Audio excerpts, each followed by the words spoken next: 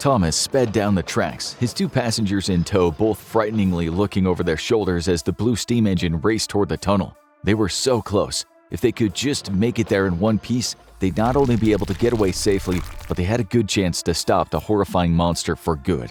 Suddenly, it appeared, the terrifying sight of a creature that was the size of another train chasing after them. It looked worryingly similar to Thomas, and that had been how the nightmarish engine had caused so much trouble. Although the resemblance was far less so now, save for the bright blue and red paint on the steam engine's surface, the rest of the pursuer looked more like something straight out of a nightmare or an old internet urban myth. As it zoomed after them, both Awdry and Brett urged Thomas to go faster. They looked at the horrific thing coming after them, noticing the metalwork of the train itself was worn out, rusted and old, as though it had been left out in a junkyard for some time.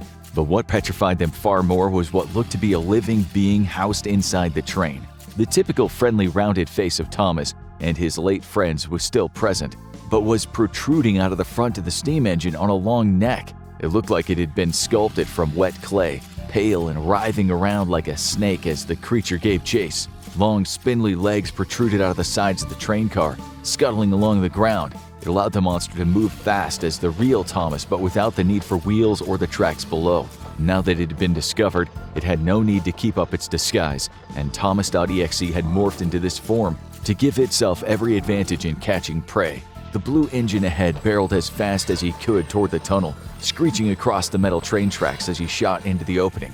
Sparks had been trailing up a long fuse, snaking toward a large pile of TNT at the entrance to the tunnel. Brett and Awdry covered their ears as they rode into the dark tunnel, expecting to hear a loud boom. Instead, there was no explosion, just the sight of Thomas.EXE hot on their tail. The wide, soulless eyes of the monster glowed red, one of the only sources of light in the dimly lit tunnel, and they were locked right onto the pair of railway workers, filled with a look of bloodthirsty hunger. Its mouth was open, bearing rows of uneven, razor-sharp teeth that were overlapping and protruding at various angles, more like a pile of deadly, jagged stones than the teeth of a living being. Red liquid was running down the monster's face, flicked into the air with huge flecks of spittle as it gnashed and snarled like a feral animal. Brett and Awdry looked ahead, seeing the other side of the tunnel barreling toward them, but without the dynamite going off, their plan had already failed. How were they ever going to get away from Thomas.EXE now? It all started earlier that day, on what had otherwise been a totally ordinary affair on the island of Sodor. It was Brett and Awdry's first day on the island, sent there to keep an eye on the talkative trains and keep them out of trouble as best they could. Neither one of them could have expected the kind of trouble they'd have to contend with. Missing trains were hardly a new occurrence on Sodor, and was never usually a cause for concern, but it was certainly rare for those lost trains to turn up with their faces missing, thanks to a monster on the loose. The strange occurrences all started after something dropped from the sky. It seemed like a comet, although it was hard to see clearly in the middle of the day. A few other smaller objects came falling from above seconds later, but most of them landed off the coast, dropping into the sea with a splash. Perhaps if the trains and workers on Sodor had gotten a better look at the debris, they would have been warned sooner that something was wrong. Unbeknownst to them, flying several thousand feet above them was a commercial airliner. Passing over the island, it was a fairly ordinary plane, with little of interest either on the outside or aboard inside the cabin. Except one of the passengers had unknowingly made a huge mistake. One that would spell doom for not only everyone on the plane, but the trains and people on the island directly below. They were just a kid playing on their tablet. Nothing strange about that, right? Well, before takeoff, this particular passenger's parents had been loading up Roblox games for their child to play during the flight. That way, they could get some much-needed sleep, and their kid would have a distraction for a few hours. However, without realizing, one of the games they had installed offline was titled Thomas.exe. The friendly picture of a cartoon train had tricked them into thinking it was just a harmless game for children. But they were wrong. Over the course of the flight, their kid had played all the Roblox games their parents had loaded up for them. They were about to start getting bored and kicking up a fuss until they noticed one more that they hadn't played yet. Opening it up, their character was walking down a train track in an open, sunny field. The track kept going and going, seemingly endless, until a pop-up window appeared. A series of letters dripping red spelled out, "Would you like to see the real game?" The kid had tapped one of the two buttons below, both of which were labeled yes, and Thomas.exe had been unleashed. Of course, the size of the scary steam engine had torn the cabin of the plane apart in seconds, sending everything aboard plummeting down to earth. That was when, down on the island of Sodor, Awdry spotted something tumbling out of the sky. It came down to land on the far side of the island, so she decided to go and investigate. She hopped aboard Thomas and told him where they were heading, the blue engine happily following the long, winding tracks that led in the right direction. The route brought them right past the crash site, and Awdry looked out of Thomas's cabin to assess the situation. There didn't seem to be anything amiss, save for a few scraps of metal that were dotted around in the sand. A big crater had formed as if a large, heavy object had impacted the beach with quite some force, but the space in the center was empty. With no sign of anything out of the ordinary, she shrugged and hoped for the best, telling Thomas they should head back to work. Around the same time, Percy had been delivering mail, his favorite job. This green train was one of the junior engines on the island of Sodor, known for being a little cheeky but above all kind and well-behaved. Although Percy had a little bit of a reputation for jumping into situations head first without thinking things through first. Naive but friendly, he and Thomas had been best friends for a long time. So when he saw the blue engine up ahead coming down the tracks parallel to him, heading in the opposite direction, Percy slowed down to greet his friend. Or at least what he thought was his friend. It certainly looked like Thomas, even though it wasn't. Percy's brakes engaged, bringing his wheels to a halt as Thomas got closer. From a distance, he looked like he was alone, with no carriages behind him and nobody in his cabin. As the blue engine approached, he too slowed down, pulling up alongside Percy on the opposite tracks. Percy excitedly greeted his friend, regaling Thomas with the details of his work for the day, describing it as nothing more than another boring, ordinary day on the island. Percy then excitedly moved on to reminiscing about more exciting times, in particular the time he had slipped on some oily tracks and had been sent crashing through a nearby chocolate factory. When the poor green engine had emerged, he'd been covered in chocolate. Much to Percy's concern, Thomas didn't seem to react. The other train was smiling, but it wasn't like he was patiently listening to his friend's tales. Instead, it was more of an empty, vacant smile. There was none of Thomas's usual happiness behind it. It was lifeless, like a copy. Percy tried asking if something was wrong, growing concerned, worried that something might be wrong with his fellow engine. He'd already heard that the new worker Awdry had taken Thomas over to the other side of the island to investigate something that had fallen from the sky. Had his friend seen something? Come to think of it, Percy realized that Thomas was alone. There was no sign of Awdry anywhere, because this wasn't really Thomas. A long, slimy, gray creature slithered out of the front of the blue engine, while Percy screamed in terror. Its glassy eyes turned red as its jaws opened wide, showing off a mass of teeth. With a grating screech that sounded like creaky metal, the terrifying tank engine lunged forward at Percy. Its frightening face was Percy's dying sight. While all this had been happening, Brett was busy at work. James, the red engine, had been complaining all day after his beloved shiny red paint got dirt over it, so the task had fallen to Brett to give James a fresh coat of paint, all the while having to listen to the engine's overconfident boasting about how much better he thought he was than the other steam trains. It was only after a few hours he'd spent repainting James that Brett noticed the engines were running behind schedule. Gordon hadn't arrived on time to pull goods engines on the Mina line, and now there were huge delays. To make matters worse, Diesel had just appeared and seemed to be up to his usual tricks. A large oil-colored engine powered by diesel instead of steam, he was known for his bad behavior. Diesel was rough and tough, a malicious and devious trickster who viewed himself and other diesel engines as superior to the steam engines, and he used this excuse to bully them relentlessly. He'd single-handedly caused all the engines to distrust him, and that same distrust extended to Brett.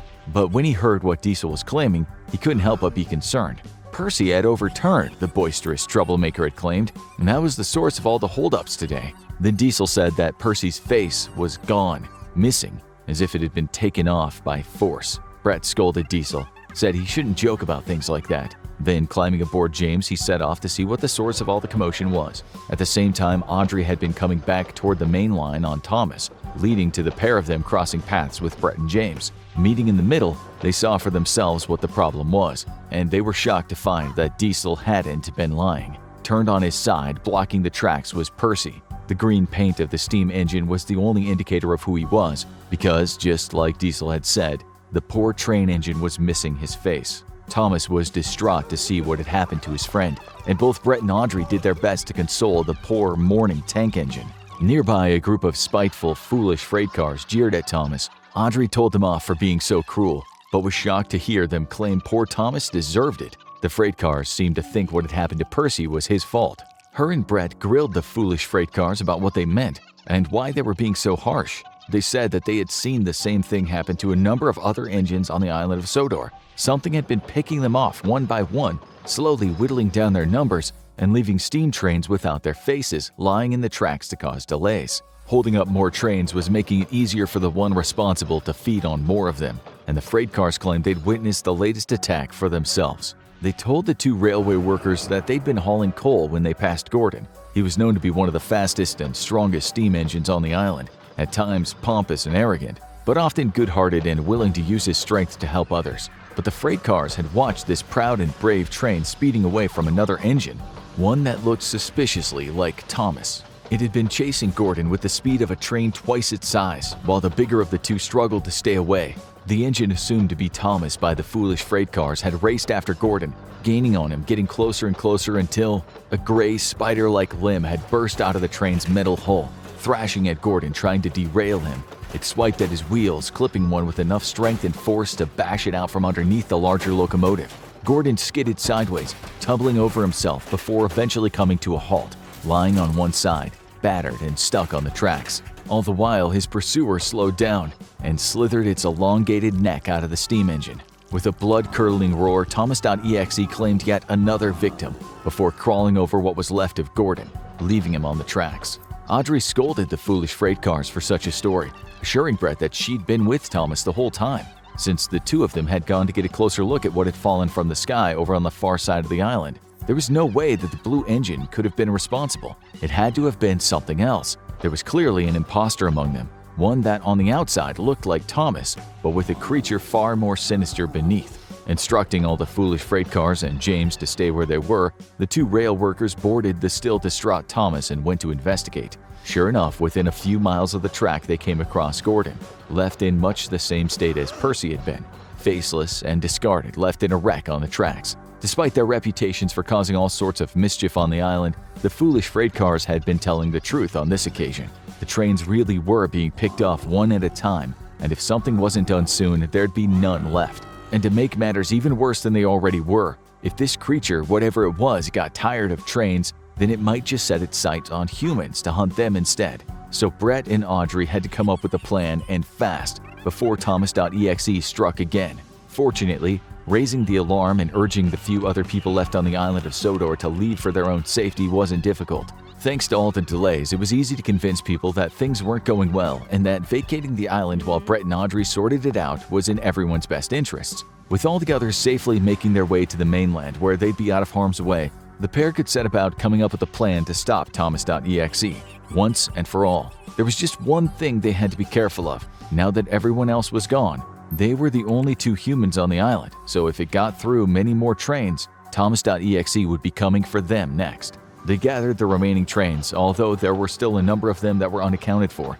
Toby seemed to still be intact despite being an older, more worn-out engine, and Diesel had also managed to avoid any encounters with Thomas.EXE and survive. But aside from Thomas himself and a handful of foolish freight cars, there didn't seem to be anyone else left. The terrifying tank engine was picking up speed, devouring his way through the trains on the island. Desperate to stop all the chaos, Awdry explained the plan. There was an old tunnel in the south of the island that was in a state of disrepair. In fact, the trains usually avoided it for fear of caving in. But that was exactly what the two rail workers wanted to use to their advantage. If they could lure Thomas.EXE toward that tunnel and make it collapse with dynamite, then the monster would be trapped with no means of escape. They'd hoped that if they left it there long enough without any more trains to feed on, that Thomas.EXE would gradually wither away. Unfortunately, thanks to the rumors being spread by the foolish freight cars and Diesel, the other engines distrusted the real Thomas, believing him to be the monster. After all, this supposed creature did look exactly like him when disguised, so for all they knew, Thomas.EXE was right there, biding its time, lulling everyone into a false sense of security. Left without any help from anyone else, Awdry and Brett hopped aboard Thomas and set off to gather up some TNT. They placed it at both entrances of the tunnel, then rode Thomas all over the island, sounding his whistle and making plenty of noise to get the monster's attention. It didn't take long for Thomas.EXE to come scuttling after them. Hurtling through the dark tunnel, both Awdry and Brett were at a loss for what to do. The dynamite on the far side of the tunnel they'd entered through had failed to explode, and Thomas.EXE was right behind them. A frightened Thomas sped on through the tunnel. There was a loop in the tracks on the other side. If he could just get out ahead of the monstrous Thomas.EXE, the blue engine could turn back toward the tunnel and maybe Brett or Awdry could set off the second load of dynamite, but they'd have to move even faster than was physically possible with how quickly the creature was gaining on them. Just as they passed through the tunnel's exit, they spotted a dark shape barreling toward them on the adjacent tracks. It was Diesel. He sped in front of the tunnel's opening just as Thomas.EXE came bursting through.